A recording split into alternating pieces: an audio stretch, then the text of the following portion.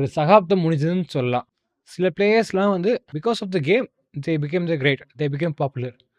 There are some players who make the game popular. Virat Kohli வரதுக்கு முன்னாடி இந்தியாவில வந்து கிரிக்கெட்ங்கிறது ஒரு ரிலிஜியன் தான். அது இல்லவே சொல்லல.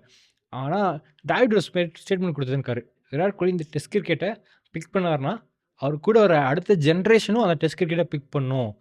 அப்படிங்கிறத அவர் அப்பயே சொல்லியிருக்காரு. அதே மாரி விராட் கோலி டெஸ்ட்ல ஒரு ஜாம்பவானா வந்திருக்காரு. அதே தான் நெக்ஸ்ட் செட் ஆஃப் பீப்பிள்ஸுமே லைக் ஜென்ஸி வந்து இப்போ டெஸ்ட் மேட்ச் பார்க்கறது ஒரு ரீசன் என்னன்னு பார்த்தீங்கன்னா, Virat Kohli. Best Indian test player கிடையாது.